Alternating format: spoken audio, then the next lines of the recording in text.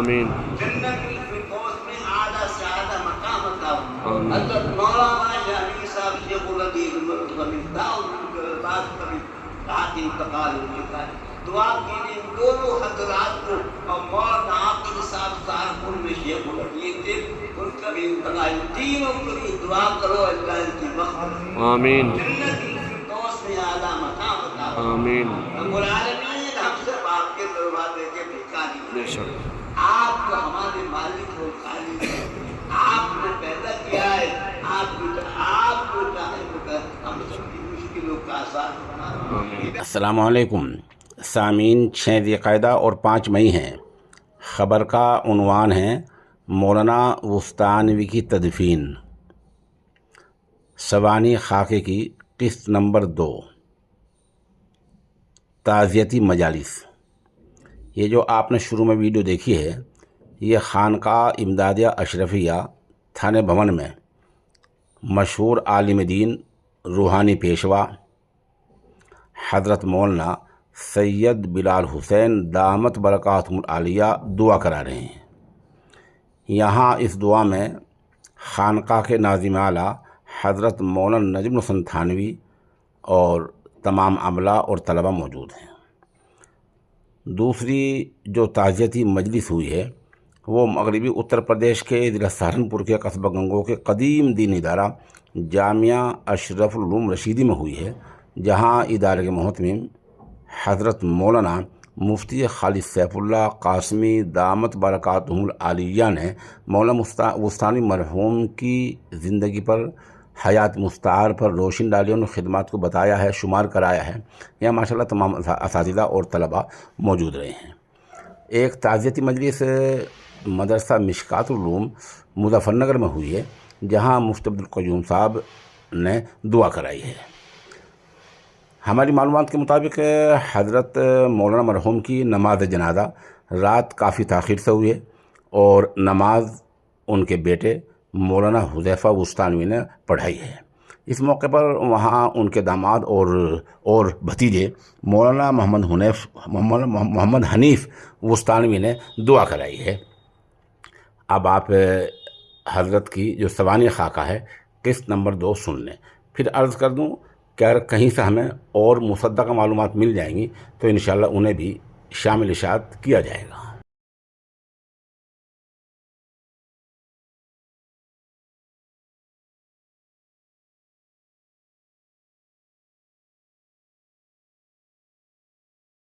سامعین, جیسا کہ ہم نے کل وعدہ کیا تھا کہ مولانا کے سوانحی خاکے کی دوسری قسط پیش کریں گے, چنانچہ پیش خدمت ہے.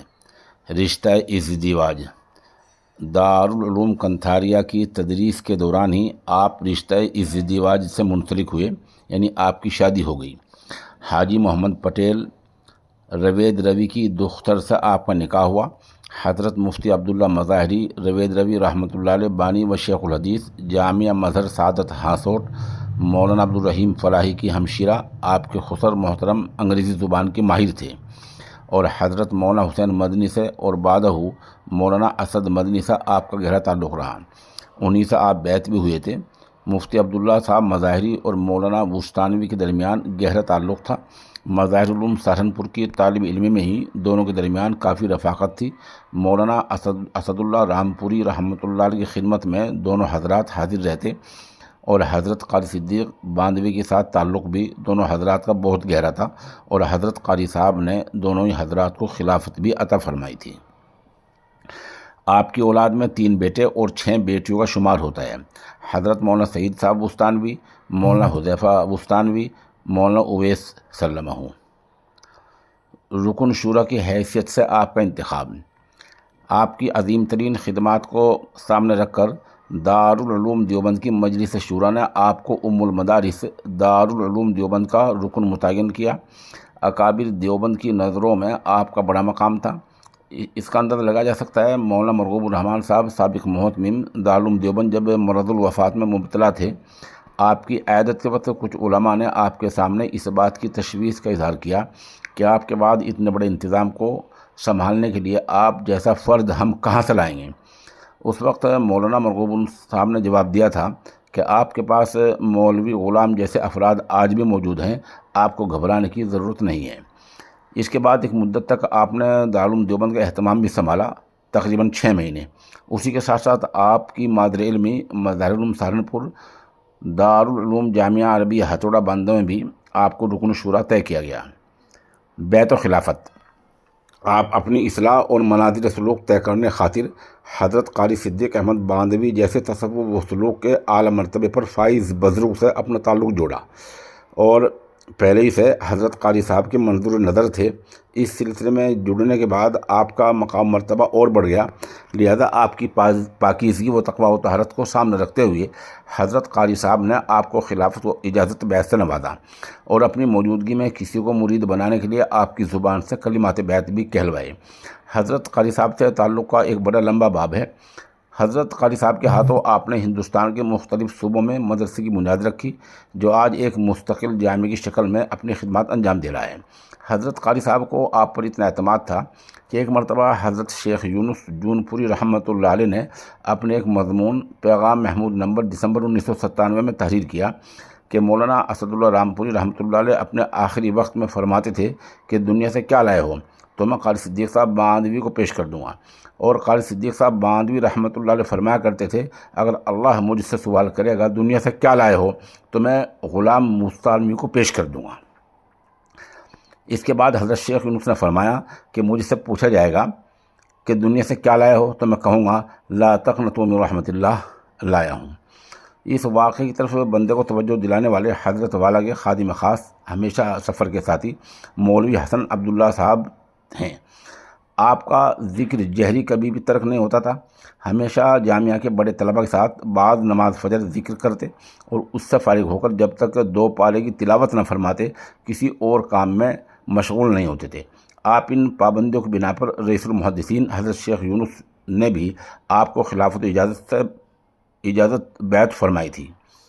جامعہ اسلامیہ اشاعت الاسلام عقل کنواں اور مساجد و مدارس کا قیام: جامعہ اسلامیہ اشاعت العلوم عقل کنواں جو 6 طلباء اور ایک استاد سے شروع ہوا تھا، آج ایک یونیورسٹی کی شکل اختیار کر گیا ہے، جس میں بیک وقت دینی علوم اور عصری علوم کا حسین امتزاج دکھتا ہے۔ شعبہ دینیات، شعبہ حفظ، عالمیت، اسکول، مختلف کالجز، ہسپتال، میڈیکل کالج، ITI میں 15,000 طلباء زیر تعلیم ہیں، 500 زائد اسٹاف ان طلباء کی تعلیم و تربیت کے لیے موجود ہیں۔ نیز جامعہ عقل کنواں کی ماتحتی میں 3500 مکاتب قرآنیہ بھی جاری ہیں، اور یہ مکاتب کا جال 16 ریاستوں میں پھیلا ہوا ہے، اور جامعہ کے تحت چلنے والے مدارس کی تعداد بھی 100 سے زیادہ ہے، اور تمام میں اسکول بھی موجود ہیں۔ شاخہ جامعہ میں کئی مدارس ایسے ہیں جو گویا کہ دوسرا ایک جامعہ اسلامیہ اشاعت العلوم عقل کنواں ہے۔ ان جامعات میں 800 سے زیادہ کا عملہ مصروف عمل ہے۔ نیز جامعہ عقل کنواں کی ماتحتی میں MBBS کالج بھی جاری ہے، جہاں سے 500 زائد مسلم ڈاکٹرز سند فراغت حاصل کر چکے ہیں، اور 100 سے زیادہ ڈاکٹر MD مکمل کر چکے ہیں، اور ہزاروں کی تعداد مریض اب تک مفت میں علاج اور آپریشن کروا کر مستفید ہو چکے ہیں۔ مولانا بستانوی تعمیر ملت کے لیے روشن چراغ: مولانا بستانوی صرف ایک عالم دین نہیں بلکہ وہ ایک ہمہ جہت شخصیت ہیں جنہوں نے دین، تعلیم، خدمت، قیادت، تعمیر و ترقی اور رفاع عامہ کے میدان میں نمایاں کارنامے انجام دیے۔ آپ کا ادارہ صرف درس و تدریس تک محدود نہیں بلکہ وہ قوم ملت کے ہر فرد کی ضرورت کو سامنے رکھ کر عملی اقدامات کرتا ہے۔ آپ کے قائم کردہ شعبے نے اب تک